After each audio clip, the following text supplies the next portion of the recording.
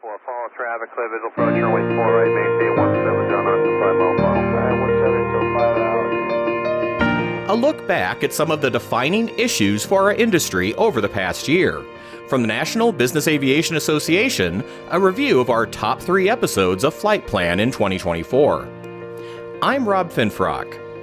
While it certainly wasn't without its challenges, the past year saw a variety of welcome developments for business aviation. For example, our July 15th episode took a look at progress in the matter of mental wellness in the aviation community, including updated guidance from the FAA for aviation medical examiners. That was also our third most downloaded episode in 2024. The FAA has undergone a lot of work to try to streamline the process of how we as aviation medical examiners adjudicate these mental health conditions that are definitely not uncommon to pilots. That was Dr. Clayton Cole, chief of the section of transportation medicine at Mayo Clinic, and also a senior AME. In addition to granting AMEs some added leeway when addressing mental wellness, the FAA also added 3 new medications to its prior list of SSRIs subject to conditional approval. Both actions followed a list of recommendations submitted earlier this year by the Mental Health and Aviation Medical Clearances Aviation Rulemaking Committee, or ARC. NBAA Director of Safety and Flight Operations Mark Larson, CAM, was part of that committee. We really want to encourage early intervention in situations where there are mental health concerns. So we did have a recommendation that would remove the requirement to disclose things like talk therapy. So folks can, get in and get to a professional mental health provider without the concern that that's going to be a consideration when it comes time to renew an FAA medical certificate.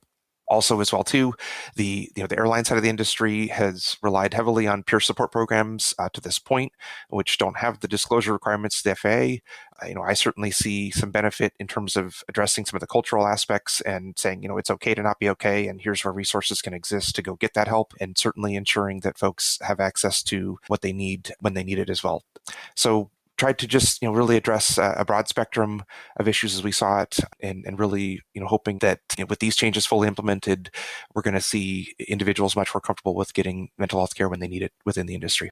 The ARC recommendations and the FAA's subsequent revised guidance followed an encouraging trend among the pilot community in general, according to LiftEffect's Matt McNeil. We're getting more and more pilots that are reaching out per month. Is that attributed to the ARC? I don't think so. I don't think most pilots even know about some of these changes. We're starting to see, on some of the threads and the text threads that it's starting to trickle through. But I think generationally, as a lot of younger pilots are being hired at the carriers and they've got the peer support programs, which makes a lot of referrals, I think the younger generation of pilots are much more apt to reach out for help. It's really hard to say whether this is the changes have really led to any increased utilization. I'm not sure I could speak to that. But in general, I think the stigma of mental health with the younger generation of pilots that are coming in, they're just more likely to reach out for help. They're not as interested in hiding as I think the older generations have been. Interesting observations there. Mark, how does this situation look to you moving forward? The FAA has taken some initial steps, and I'm certainly hopeful that we're going to continue to see more things roll out that continue to reduce, for example, the timelines that we're seeing for approval to start being on an acceptable antidepressant medication, or to, again, further make sure that folks have access to therapy, to the professional resources that they may need in these cases. So it's an area that we're working on at NBAA as well, too, to make sure that business aviation has access to these resources in a timely manner.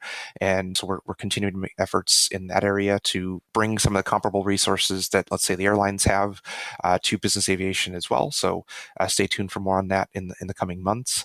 As further efforts come out from the FAA, we'll certainly continue to make the industry aware of them, and the hopes that the business aviation community is able to take advantage of those opportunities as well, too. And we'll certainly continue to follow developments regarding mental wellness across aviation in the new year. Our second most popular Flight Plan episode for 2024 delved into new technology to assist pilots flying challenging visual approaches to predominantly non-commercial airports. Here's a bit of that episode, which ran August 26th. Some people feel like what do you mean? We've been flying visual approaches since primary flight training. What's the problem? Mark McIntyre is a CAM fellow and the director of a large Part 91 flight operation. So the NTSB published a safety alert. It's SA084 on circling approaches, know the risks. And they identified that there is a poor assessment of risks that result in unstabilized approaches on circling approaches, and that circling approaches don't allow for stabilized approaches. They talked about the transition from IMC to VMC, which can create an illusion of high speed. And they cited 10 accidents that had occurred during circling approaches that involved 17 fatalities. But there looks to be a solution.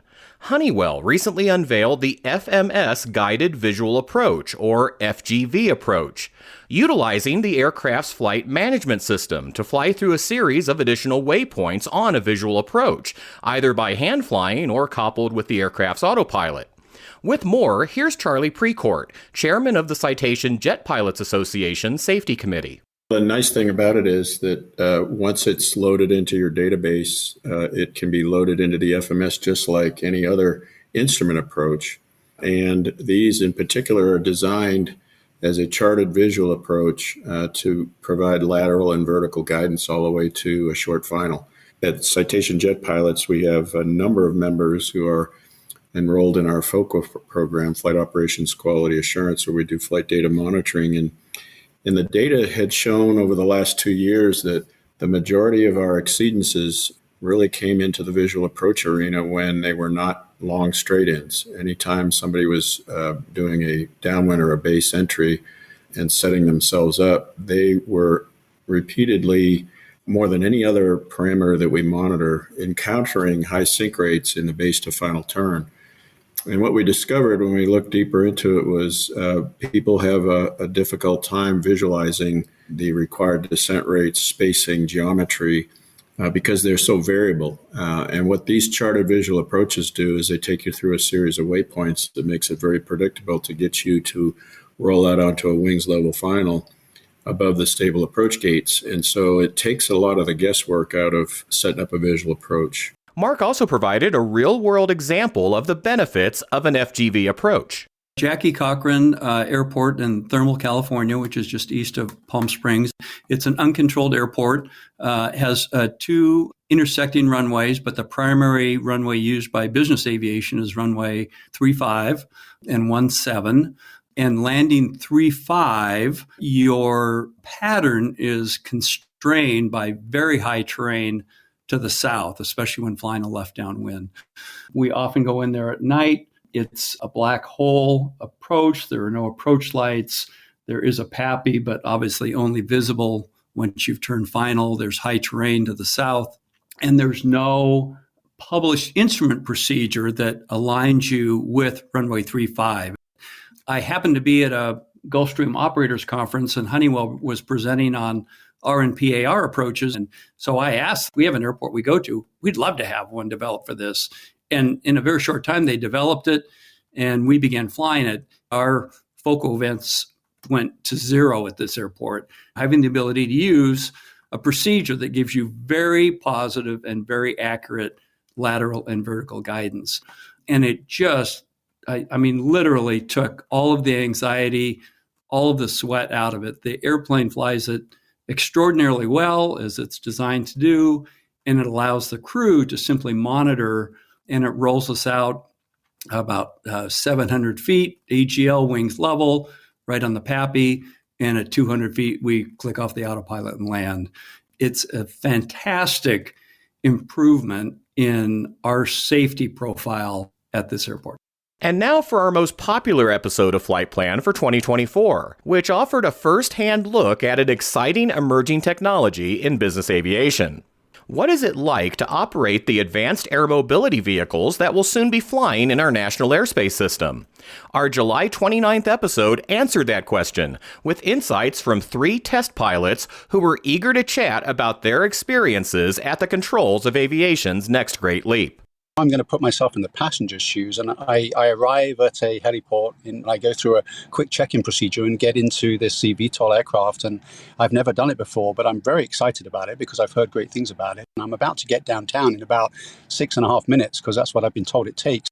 Peter Wilson is the Director of Flight Standards and Training for Joby Aviation. And then, sure enough, in double quick time, the propellers are spinning, and now we're taking off. And now the excitement of flight, like low altitude flight, 1,000 feet above the city center, cruising on at a nice speed, looking down, and you're slowing down at the far end and coming into land right in downtown. And you can see your office block just over there. And you get out with this like momentous experience that you just had. And you realize you can do it every day. I mean, that's pretty cool. Imagine being the pilot that can introduce that to the market. That's a cool job. One of the coolest things to me about AAM is how different they are from the aircraft and helicopters we're used to. But they do also share many familiar traits. Mike Luvara is an engineer at Wisk on their Generation 6 eVTOL. You're blending both vertical and fixed wing flight. So having an aircraft that has almost 3 flight regimes, hover, a transition phase, and then wingborne is often a different thing for people to get used to. It comes from traditional aviation. My third guest today is Nate Moyer, team member and test pilot at Beta Technologies. Nate, has there been anything unexpected you've encountered when operating your company's ALIA AAM vehicle? The most unexpected thing was that it's really not all that different. The aircraft is really stable, so you don't have to do nearly as much as you think you do. And then obviously, for every electric vehicle, the startup and shutdown process is stupidly quick, which is a huge advantage. So it takes me, 10 to 15 seconds to be ready for takeoff after I strap in instead of 5 to 10, 20 minutes. I really love the response about the startup and shutdown. We call that power up and power down because you're really not starting anything. You're just basically making the electricity available to the EPUs or the electric propulsion unit. So I love that piece of it. Peter, what surprised you a bit about operating Joby's S4 aircraft? I think a big surprise to me is just the changes that we can make to the aircraft from one day to the next, because there's just an amazing team supporting what we do. Many different parts of industry have come together around the aircraft, and the convergence of kind of, Silicon Valley software type companies with traditional aviation companies means that we can move in a very agile way. And if we land and we see something we don't like, it can be just a matter of hours before it's fixed. So for me, that's a phenomenal aspect to what we're doing. What are some of the unique aspects involved in putting an AAM through its paces? And how do you determine when to expand the envelope? Mike, let me start with you. I would argue that it's not different than any other test program because your ultimate goal is managing risk and looking at that and a safe execution. But there's some unique challenges, and some people have allayed this to like kind of the modern era or the jet era when jets came out versus pistons. There was a lot to be learned. But I think you have to challenge the status quo at times in both how you test and, just because we've done it one way forever doesn't mean that that's the same way. But I would say we learn something new at every turn, and every program I've been on here at least has shown me something new and given us, ways to look at processes and improvements in that testing. And, I'm sure both Nate and Peter have similar aspects. For an example, we'd look at merging both hover, fixed wing, certain speed expansions up to a point. Like when they did our first manned program, they did hover flights. We did a whole fixed wing envelope without any booms on, built up, tested the aircraft, and then built a test program where they did hover up to 40 knots, low speed stuff over the ground. Then they went to altitude and walked backwards. And then for the final transition flights, merged the two together. And so we've come up with, for our latest set of vehicles, a much more refined set of test points, test plans that enable us to do that in a faster method. Interestingly enough, I looked on the Society of Experimental Test Pilots log of papers for that specific thing. So unfortunately, Mike, I didn't actually find that anywhere, but we essentially recreated that from scratch on our end. So we built up in speed in forward translational flight from a hover with some frequency sweeps and some more technical data collection maneuvers as we expanded the speed. And then we slowed back down to just above stall in fixed wing with the lift kit off and then with the lift kit on again. And then we kind of closed that by slowing down below stall with the lift kit on up at altitude so that if something had not gone the way we predicted, we had plenty of safety margin. And then we kind of closed that last little bit on the day of the transition. I think it's worthwhile also mentioning some of the stuff that we do on the ground, which I'm quite sure every company is doing, because you really don't want to just put a new software load onto a vehicle and then go take it flying without having done fairly exhaustive checks on the ground. We have software verification laboratories, integrated test laboratories in which we have hardware in the loop, so we can truly put the hardware through the paces on the ground and actually recreate the forces of flight and use the software in the way it will be used. So it's as close as you can possibly get to the real environment while being on the ground. But of course, it misses real air data where there can be turbulence and bumps in the air that you don't see typically when you're doing it in the lab. And there can be vibrations that you pick up through your airframe that you don't necessarily recreate in the lab. So just any number of things that make flight tests very worthwhile. Even though you can get close on the ground, you can't really get there. AAM received a significant boost with the release at this year's NBAA Business Aviation Convention and Exhibition of the Special Federal Aviation Regulation establishing requirements for the safe, efficient integration of AAM operations. With that SFAR in place, it will certainly be exciting to see these aircraft take flight on commercial operations in the near future. And speaking of the future, be sure to bookmark nbaa.org/flight plan for all the latest news and information affecting our industry in the new year. You can find these 3 highlighted episodes archived there as well. And that's the latest from the National Business Aviation Association.